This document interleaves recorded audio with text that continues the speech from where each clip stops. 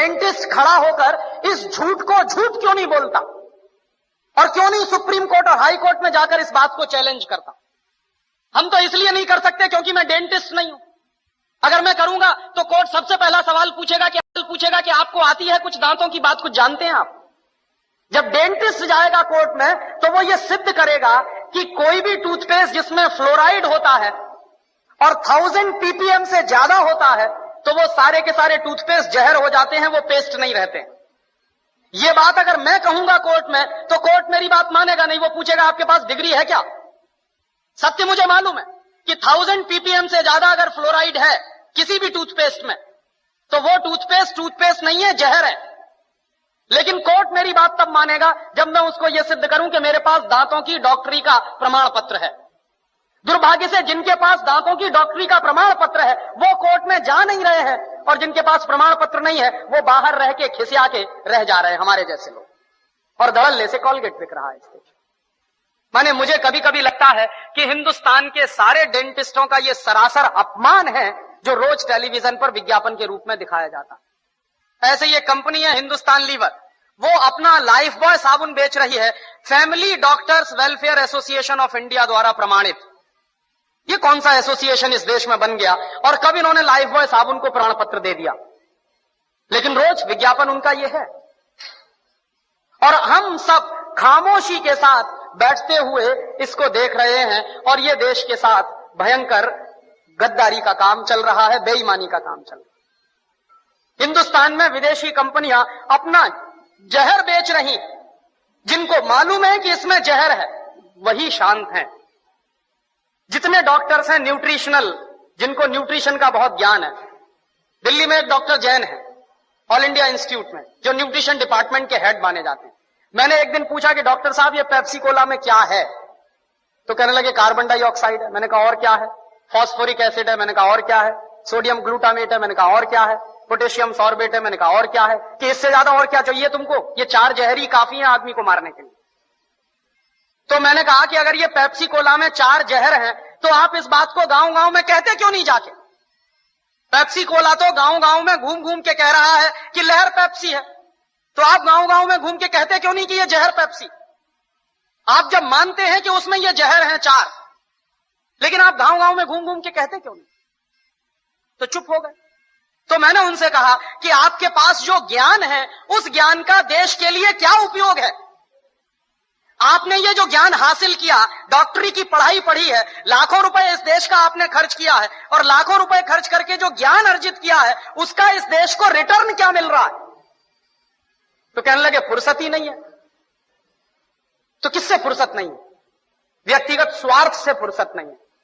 तो मैंने कहा एक दिन डॉक्टर साहब ये सारा का सारा देश बर्बाद हो जाएगा और इस देश की नौजवान पीढ़ी बर्बाद हो जाएगी, और हो सकता है आपके बेटा बेटी भी उसमें बर्बाद हो जाए, तब भी आप कहेंगे कि आपको फुर्सत नहीं। और दुर्भाग्य यही है इस देश में कि जिनके पास ये ज्ञान है, जो मल्टीनेशनल कंपनियों का पर्दाफाश कर सकते हैं, जो ये बता सकते हैं कि इनके बनाए हुए सामानों में कोई न्यूट्रिशनल वैल्यू नहीं है। डॉक्टर जैन ने ही मुझको कहा कि पेप्सी कोला और कोका कोला में 1 पैसे का भी न्यूट्रिशनल वैल्यू नहीं है, और देश के लोग 10 रुपया खर्च कर रहे हैं पेप्सी पीने के लिए और कोका पीने के लिए।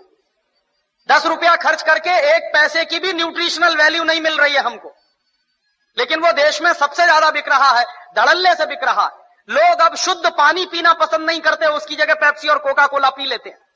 तो जिस चीज की 1 पैसे की 1% भी न्यूट्रिशनल वैल्यू ना हो, और वो चीज इस देश में महंगी बिक रही हो दूध से ज्यादा।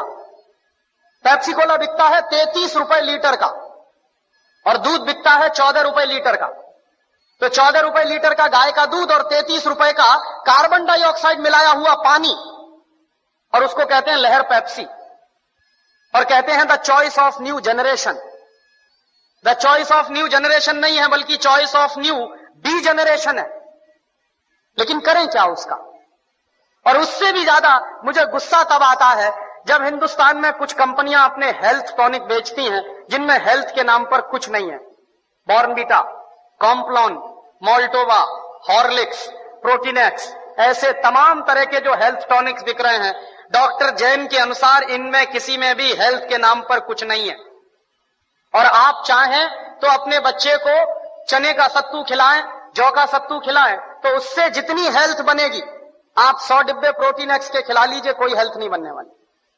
100 डिब्बे आप बॉर्नवीटा के खिला दीजिए, कुछ नहीं बनने वाला उससे। और आप अगर एक डिब्बा बॉर्नवीटा का खरीदेंगे तो कम से कम 200-250 रुपए का है 1 किलो का। तो 200-250 रुपए का 1 किलो बॉर्नवीटा खरीद के तो खाएंगे, लेकिन किसी को आप कहिए कि मूंगफली खाओ गुड़ के साथ, तो नहीं खाएगा कोई। रोज अगर गुड़ के साथ मूंगफली खाएं तो जितनी प्रोटीन उससे मिलती है, जितना कार्बोहाइड्रेट उसमें से निकलता, जितनी और दूसरी चीजें हमको मिलती हैं, उतनी 100 पैकेट बूस्ट खाने से नहीं मिल सकती। लेकिन मुश्किल से मूंगफली का गुड़ के साथ खाने का प्रचार तो नहीं है, लेकिन बॉर्नवीटा का प्रचार है। और ये जो बॉर्नवीटा, मॉल्टोवा, इन तमाम चीजों में मिलाते क्या है? एक बार मैंने डॉक्टर जैन से कहा कि आपके पास तो ऑल इंडिया इंस्टीट्यूट की इतनी बड़ी लेबोरेटरी है, आप जरा इसमें पता करिए कि ये मिलाते क्या है, कैसे बनाते हैं बॉर्नवीटा। तो उन्होंने 3 महीने के बाद मुझे एक लंबी सी चिट्ठी भेजी, उसमें हर एक के बारे में लिखा कि देखो बॉर्नवीटा कैसे बनता। बॉर्नवीटा बनता है मूंगफली की खली से, मूंगफली की खड़, माने मूंगफली के दाने में से तेल निकालने के बाद जो वेस्ट बचता है उससे बनता है बॉर्नवीटा। मेरे गांव में मूंगफली के तेल के निकालने के बाद जो वेस्ट बनता है उसको जानवर खाते हैं, लेकिन हमारे देश में इंटेलिजेंट लोग वही खाते हैं बॉर्नवीटा के नाम पर। और आप बाजार में चले जाइए, मूंगफली की खली आपको 20-25 रुपए किलो में मिल जाएगी। गुजरात में तो उससे भी सस्ती मिलेगी। मैं तो मेरे गांव की बात कर रहा हूं जहां मूंगफली होती नहीं बिल्कुल। यहां तो सिंगदाना इतना होता है गुजरात में, मुश्किल से 20-25 रुपए किलो में खली मिलेगी, उसको वो बेचते हैं 200-250 रुपए किलो में। और हम लोग तकनीकी भाषा में कहते हैं वैल्यू एडेड हो गया। काहे का वैल्यू एडेड हो गया? जेब काट ली आपकी और आप कह रहे हैं वैल्यू एडेड हो गया। उन्हीं डॉक्टर जैन साहब ने मुझे बताया कि हॉर्लिक्स में क्या है, कुछ नहीं है, जौ का सत्तू और चने का सत्तू। बिहार में उसको हम लोग कहते हैं सत्तू, अंग्रेजी में कहते हैं हॉर्लिक्स। अब किसी से आप पूछिए कि सत्तू खाओगे, कहेगा क्या फालतू की बात कर रहे हैं आप। और पूछिए हॉर्लिक्स खाओगे, हाँ हाँ खाएंगे। क्यों खाएंगे? क्योंकि अंग्रेजी का नाम है और बड़ा भारी नाम है हॉर्लिक्स। कहने में लगता है कि हाँ कुछ इंपोर्टेड जैसी चीज है उसमें। कंटेंट क्या है? कुछ नहीं, उस पर लिखा हुआ है साफ साफ, इट इज मॉल्टेड। मॉल्ट माने ही होता है जौ का सत्तू। जौ का सत्तू बाजार से खरीद लीजिए, चने का सत्तू बाजार से खरीद लीजिए, 20-25-30 रुपए किलो में मिलेगा। लेकिन हॉर्लिक्स खरीदिए तो 160 रुपए में 1 किलो मिलेगा। और ये जितने हेल्थ टॉनिक्स बिक रहे हैं, इनमें से किसी से भी 1 पैसे की हेल्थ नहीं आती। लेकिन हिंदुस्तान की क्या बर्बादी है, हर साल हम 1000 करोड़ रुपए के हेल्थ टॉनिक्स खाते हैं इस देश में। हर साल 1 पैसे भी हेल्थ जिससे नहीं आती, सिर्फ एक मेंटल सेटिस्फैक्शन है, कोई हेल्थ नहीं है उससे। लेकिन 1000 करोड़ रुपए के हेल्थ टॉनिक्स इस देश में बिक जाते। क्यों बिकते हैं जानते हैं? टेलीविजन पर एक इडियोटिक एडवर्टीजमेंट आता, एक छोटा सा बच्चा कूदते हुए आता, कहता I am a Complan boy. तो एक छोटी बच्ची कहती है I am a Complan girl. इसका माने क्या है? मैं कॉम्प्लॉन का बेटा हूं।